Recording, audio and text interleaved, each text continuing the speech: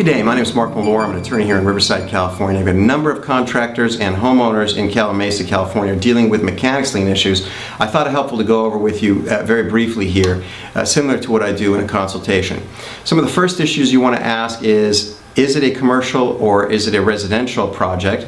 The second question is, am I in direct contractual privity with the owner of the property or not? In the first instance, if we have a residential piece of property, like a home, we have to comply with the work of home improvement rules under the Business Professions Code. So if you're a contractor, you have to make sure your contract complies with those rules and is not just a pro forma invoice, if you will. That's not valid. If you're a homeowner facing an unscrupulous contractor, then you want to make sure that the contract complies with those rules as well. There's severe penalties if it doesn't.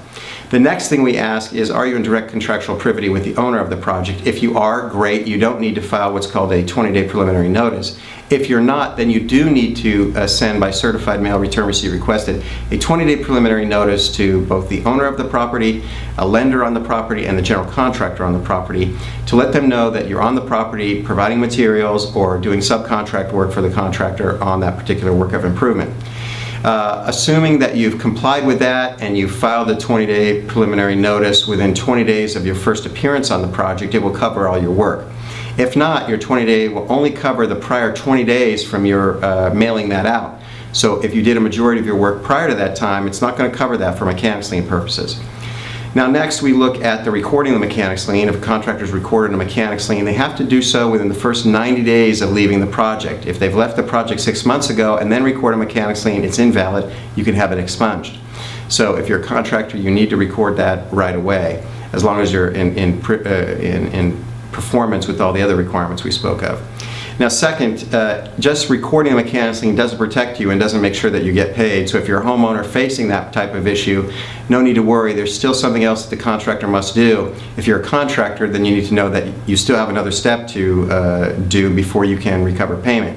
And that step is filing a lawsuit with an attorney like myself in a court of law for an action what we call foreclose on the mechanics lien.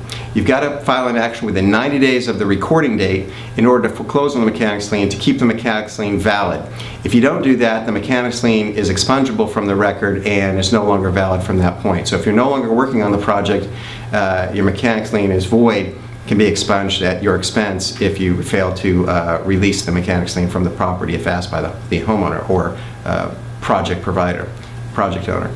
So those are some of the issues that you need to think about in dealing with mechanics liens. If you have some particular facts or circumstances you'd like to go over, feel free to give my office a call and set up an appointment. I'd be happy to go over those with you.